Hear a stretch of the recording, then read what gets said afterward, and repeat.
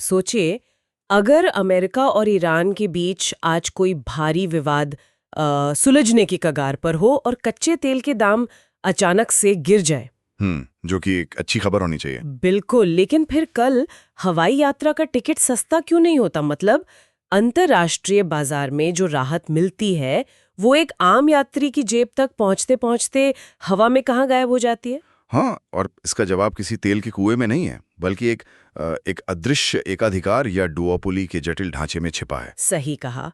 तो आज के इस डीप डाइव में स्वागत है।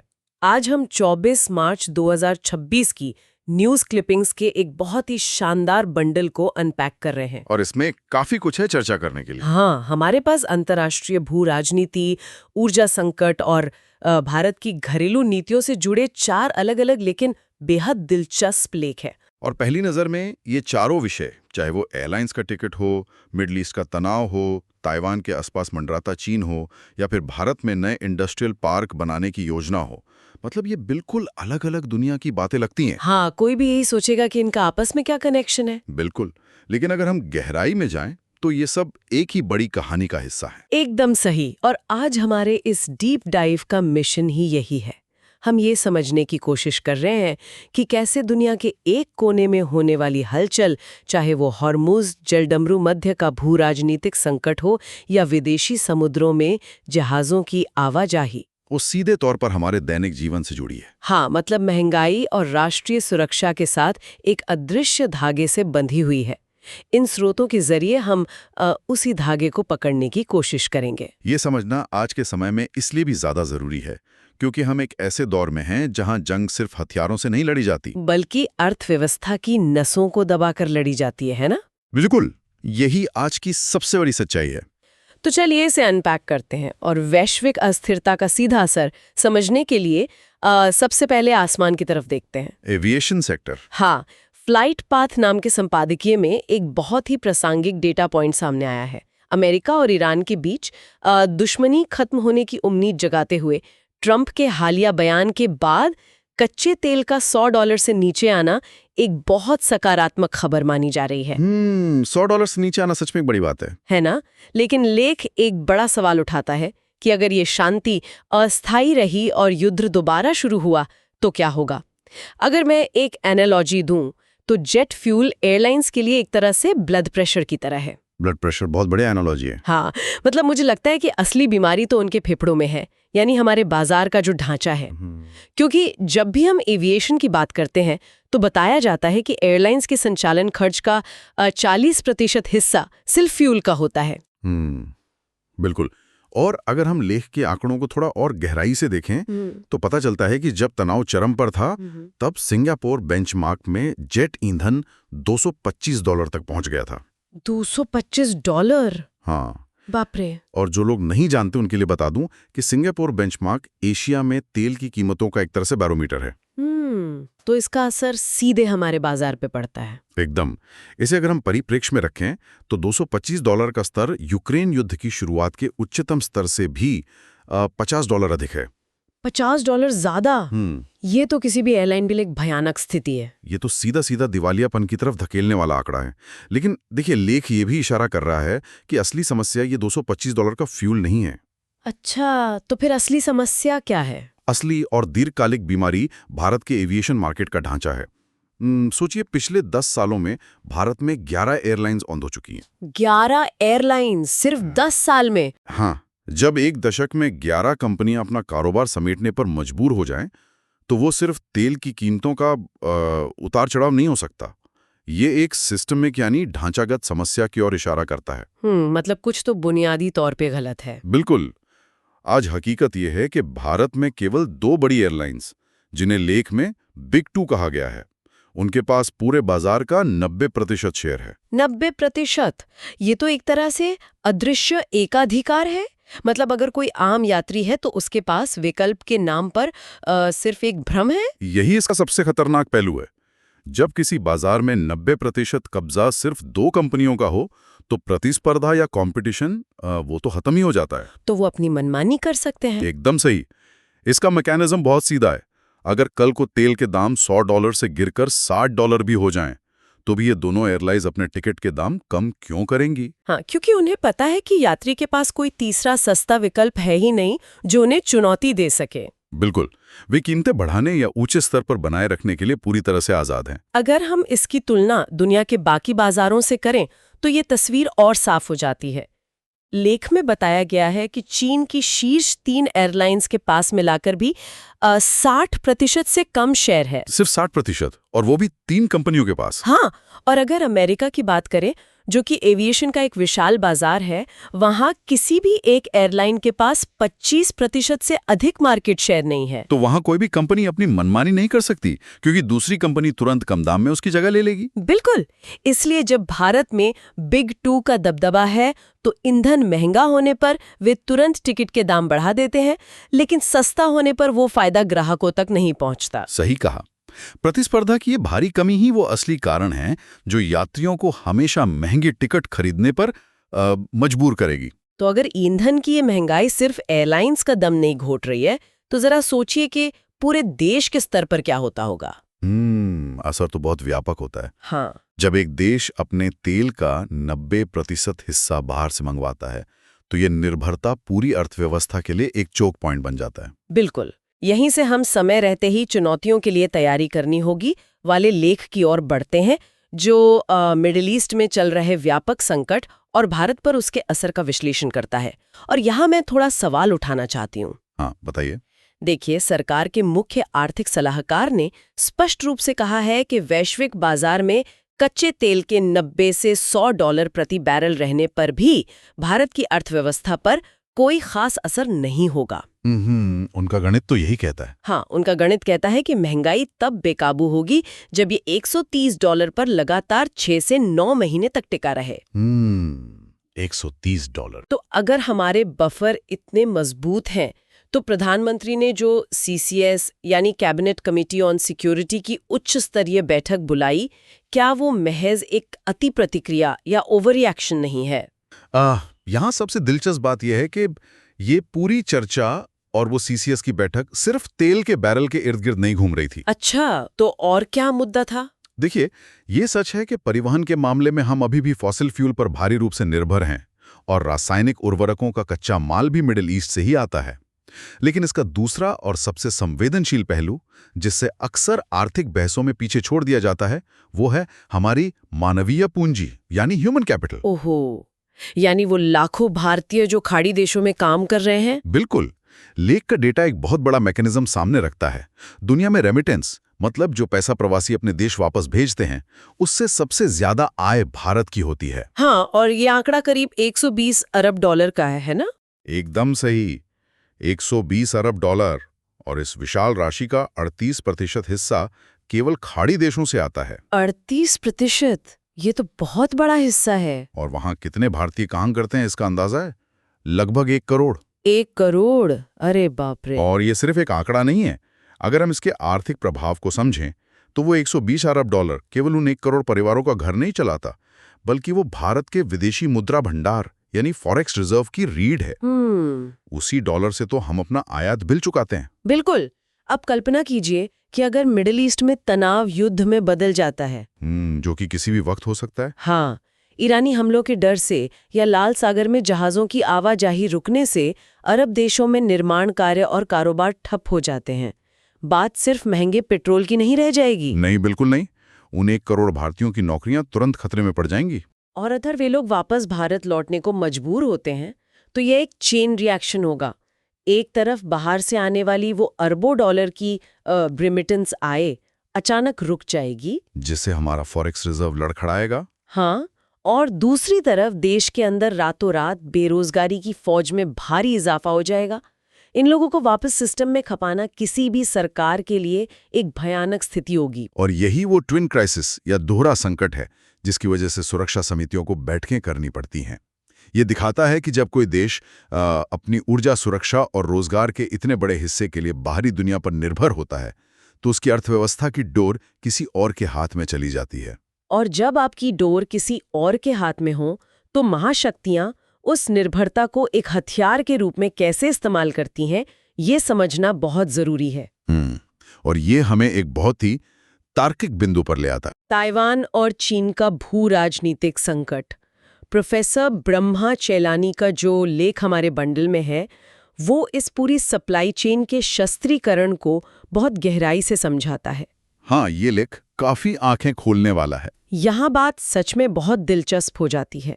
हम हमेशा सोचते हैं कि जब भी कोई बड़ा युद्ध होगा तो आसमान में फाइटर जेट्स होंगे, मिसाइलें चलेंगी, जो पारंपरिक युद्ध का तरीका है। बिल्कुल। लेकिन अमेरिका द्वारा वेनेजुएला और क्यूबा पर जो प्रतिबंध लगाए गए, उनका उदाहरण देकर लेख एक बिल्कुल अलग कहानी पेश कर रहा है। हाँ, ये मॉडर्न वॉरफेयर यानी आधुनिक युद्ध का एक पूरी तरह से नया तरीका है। इसे क्यूबा मॉडल कहा जा रहा है। Cuba model. अगर इसे मैं बिजनेस की दुनिया से जोड़कर देखूं, तो ये बिल्कुल वैसा ही है जैसे किसी कंपनी का हॉस्टाइल टेक ओवर किया जाए और वो भी बिना कोई गोली चलाए। बस उसकी सप्लाई लाइन और कैश फ्लो को रोक दो। हाँ, आप बस उस कंपनी की सप्लाई लाइन काट दीजिए, उसका कैश फ्लो रोक दीजिए और वो कंपनी खुद ब खुद घुटने टेक देगी। क्या आज के समय में देशों को भी इसी तरह से घेरा जा रहा है? अगर हम इसे बड़े परिदृश्य से जोड़ें तो हम साफ देख सकते हैं कि चीन अमेरिका के इसी क्यूबा मॉडल का बहुत बारीकी से अध्ययन कर रहा है। चीन हमेशा से ही इन चीजों पर नजर रखता है। बिल्कुल। और ये मॉडल शी जिनपिंग के लिए ताइवान को हड़पने का एकदम उपयोगी और बिना खून खराबे वाला खाका प्रस्तुत करता है। लेकिन ताइवान तो एक बहुत ही एडवांस्ड और अमीर इकोनॉमी है, उसे ऐसे कैसे झुकाया जा सकता है? देखिए, कोई भी आधुनिक समाज, चाहे वो कितना भी अमीर क्यों ना हो, कुछ बुनियादी प्रणालियों पर चलता है, जैसे भोजन, जल, परिवहन और संचार। हाँ, ये तो बेसिक चीजें हैं। लेकिन इन सब का इंजन एक ही चीज है, ऊर्जा। और ताइवान की सबसे बड़ी कमजोरी या उसका अकिलीज हील यही ऊर्जा है। वो कैसे? ताइवान अपने ऊर्जा आयात विशेष रूप से जो लिक्विफाइड नेचुरल गैस या LNG होती है, उस पर 100% निर्भर है। 100%? हाँ, पूरी तरह से। और सबसे चौंकाने वाली बात यह है कि उनके पास मुश्किल से 2 सप्ताह का ही रिजर्व यानी भंडार होता है। सिर्फ 14 दिन का ईंधन? अरे बाप रे। बिल्कुल।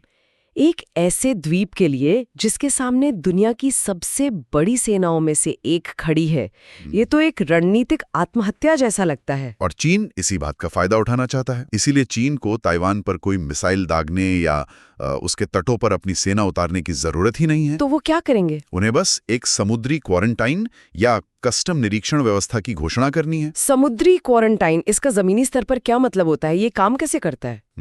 इसे ऐसे समझिए कि चीनी तटरक्षक जहाज ताइवानी बंदरगाहों की ओर जाने वाले LNG टैंकरों को बीच समंदर में रोक लेंगे। अच्छा। अब वो कहेंगे कि हम कोई हमला नहीं कर रहे हैं, हम तो बस सुरक्षा जांच या तस्करी विरोधी अभियान चला रहे हैं। वे जहाजों के दस्तावेज चेक करने के नाम पर उन्हें हफ्तों तक रोके रखेंगे। ओहो, यानी हमले की जगह महज एक कस्टम नाकाबंदी, एक अदृश्य घेराबंदी। बिल्कुल। और चूंकि ताइवान के पास सिर्फ 2 हफ्ते का LNG रिजर्व है, तो कुछ ही दिनों में वहां का पावर ग्रिड चरमराने लगेगा। ठीक कहा। ये कैस्केडिंग इफेक्ट यानी श्रृंखलाबद्ध संकट पैदा करेगा। जैसे ही गैस खत्म होगी, बिजली गुल हो जाएगी। हाँ, और बिना बिजली के अस्पतालों के वेंटिलेटर बंद हो जाएंगे, पानी के पंप काम करना बंद कर देंगे। और सबसे महत्वपूर्ण, औद्योगिक उत्पादन पूरी तरह ठप हो जाएगा। एकदम सही। और यहाँ सुनने वालों को ये याद दिलाना जरूरी है कि ताइवान के इस औद्योगिक उत्पादन में वो विशाल सेमीकंडक्टर प्लांट्स शामिल हैं जो पूरी दुनिया के स्मार्टफोन्स, कारों और डिजिटल अर्थव्यवस्था को चलाते हैं। वो दुनिया की एक तरह से चिप फैक्ट्री है। हाँ, अगर ताइवान की बिजली कटी तो दुनिया भर की सप्लाई चेन फ्रीज हो जाएगी। और चीन की इस रणनीति का सबसे बड़ा फायदा ये है कि चूंकि उन्होंने कोई सीधा सैन्य हमला नहीं किया, कोई बम नहीं गिराया, हाँ, सिर्फ एक इंस्पेक्शन किया। बिल्कुल। इसलिए अंतर्राष्ट्रीय समुदाय या अमेरिका के लिए कोई बड़ी सैन्य प्रतिक्रिया देना कानूनी और कूटनीतिक रूप से बहुत मुश्किल हो जाएगा। जाहिर है, एक कस्टम इंस्पेक्शन का जवाब न्यूक्लियर मिसाइल से तो नहीं दिया जा सकता। बिल्कुल नहीं। ये बिना युद्ध लड़े युद्ध जीतने की अचूक रणनीति है। सप्लाई चेन को पूरी तरह से हथियार बना दिया गया है। तो इस सब का क्या मतलब है? अगर भविष्य के युद्ध हथियारों से नहीं बल्कि LNG के जहाजों को रोककर और सप्लाई चेन को ब्लॉक करके लड़े जाने वाले हैं, तो भारत जैसी उभरती अर्थव्यवस्था खुद को इस नए खतरे से कैसे बचा सकती है? ये आज का सबसे बड़ा सवाल है। हमने देखा कि एविएशन में एकाधिकार कैसे कमजोर करता है, मिडिल ईस्ट के संकट से हमारे रेमिटेंस और नौकरियां कैसे खतरे में हैं, और ताइवान की ऊर्जा निर्भरता कैसे उसके लिए मौत का फंदा बन सकती है। भारत इन सब झटकों से बचने के लिए क्या तैयारी कर रहा है? ये सवाल हमें आज के हमारे अंतिम लेख की ओर ले जाता है। हाँ, विनिर्माण को बढ़ावा वाला लेख। और इन सब समस्याओं का एकमात्र तार्किक जवाब है मजबूत घरेलू विनिर्माण और आत्मनिर्भरता। बिल्कुल। इस लेख में भारत सरकार की एक बहुत ही महत्वाकांक्षी योजना का जिक्र है, भव्य यानी भारत औद्योगिक विकास योजना। भव्य योजना। इसके तहत सरकार ने 33,660 करोड़ रुपए मंजूर किए हैं। अगर हम आंकड़ों पर नजर डालें तो ये सच में भव्य है। आंकड़े तो काफी बड़े हैं। योजना है कि अगले 6 साल में देश भर में 33,000 एकड़ जमीन पर 100 plug and play industrial park बनाए जाएंगे। 100 पार्क, ये काफी बड़ा स्केल है। हाँ, और अनुमान है कि इससे 15 लाख नए रोजगार पैदा होंगे और बुनियादी ढांचे के विकास के लिए प्रति एकड़ 1 करोड़ रुपए की वित्तीय सहायता दी जाएगी। देखिए, ये देश के मैन्युफैक्चरिंग बेस को चीन के विकल्प के रूप में खड़ा करने का एक बहुत ही गंभीर प्रयास है। प्रयास तो है, लेकिन यहाँ मैं फिर से थोड़ा डेविल्स एडवोकेट बनना चाहूंगी। हाँ, बिल्कुल। हमने कागजों पर ऐसी भव्य योजनाएं पहले भी बहुत देखी हैं। इसी लेख में पिछली विफलताओं का एक बहुत ही सटीक उदाहरण दिया गया है। हाँ, कर्नाटक वाला उदाहरण। हाँ, कर्नाटक के कुछ औद्योगिक पार्कों में केवल 25% ही आवंटन हो पाया है, जमीन खाली पड़ी है। तो क्या ये नई योजना भी सिर्फ कागजों पर ही अच्छी लगने वाली है? आपका ये संदेह ऐतिहासिक अनुभवों को देखते हुए बिल्कुल वाजिब है। मतलब जमीन और बिजली देना तो ठीक है, लेकिन चीन जैसी लेबर एफिशिएंसी, स्किल सेट और लाल फीताशाही से आजादी हम रातों रात कैसे लाएंगे? लेख का विश्लेषण भी इसी बात पर जोर देता है कि केवल एक बंजर जमीन का टुकड़ा दे देना और उसे स्पेशल इकोनॉमिक जोन या इंडस्ट्रियल पार्क कह देना काफी नहीं होता। हाँ, इंफ्रास्ट्रक्चर भी तो चाहिए। बिल्कुल। अतीत में जो परियोजनाएं विफल हुई, उनके पीछे सबसे बड़ी वजह खराब कनेक्टिविटी और रेगुलेटरी यानी नियामक देरी रही है। मतलब कंपनी ने जमीन तो ले ली, लेकिन वहां तक ट्रक पहुंचने के लिए अच्छी सड़कें नहीं थी। हाँ, या फिर उन्हें पर्यावरण मंजूरी के लिए सालों इंतजार करना पड़ा।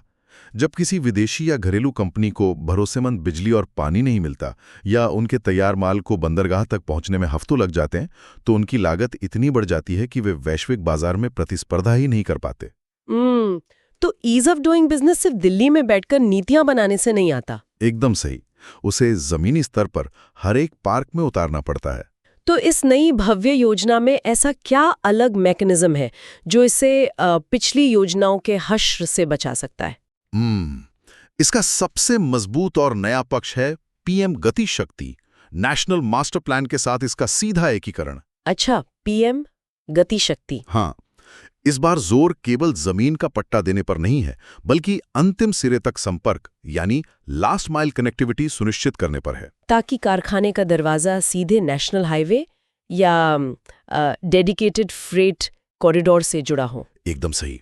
और दूसरी बड़ी बात है अंडरग्राउंड यूटिलिटी कॉरिडोर का निर्माण। अंडरग्राउंड यूटिलिटी कॉरिडोर, ये क्या होता है? इसका मतलब है कि पानी की pipeline, high speed optical fibre और निर्बाध बिजली के तार सब पहले से जमीन के नीचे एक व्यवस्थित कॉरिडोर में बिछे होंगे। यही असली प्लग एंड प्ले इकोसिस्टम है। अच्छा, तो प्लग एंड प्ले का मतलब ये है कि अगर कोई ताइवानी या जापानी इलेक्ट्रॉनिक्स कंपनी भारत आती है तो उसे सड़क बनाने या बिजली के खंभे गाड़ने के लिए सरकारी दफ्तरों के चक्कर नहीं काटने पड़ेंगे। बिल्कुल नहीं। वे अपनी मशीनरी लाएं, प्लग इन करें और पहले दिन से उत्पादन शुरू कर दें। अरे वाह, ये तो सच में एक बड़ा बदलाव है। जी हाँ, विशेष रूप से इलेक्ट्रॉनिक्स, फार्मास्यूटिकल्स और ग्रीन मैन्युफैक्चरिंग जैसे सेक्टर्स, जिन्हें बहुत ही स्थिर और आधुनिक इंफ्रास्ट्रक्चर चाहिए होता है, उनके लिए ये गेम चेंजर साबित हो सकता है। ये केवल जमीन का आवंटन नहीं है, ये समय और लागत को कम करने का एक पूरा सिस्टम है।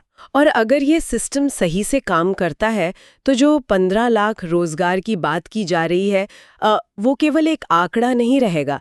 ये उन युवाओं और कौशल प्राप्त श्रमिकों को खपाने का जरिया बनेगा जिनकी चर्चा हमने मिडिल ईस्ट वाले संकट में की थी। बिल्कुल। तो आज की ये चर्चा बहुत सी महत्वपूर्ण कड़ियों को जोड़ती है।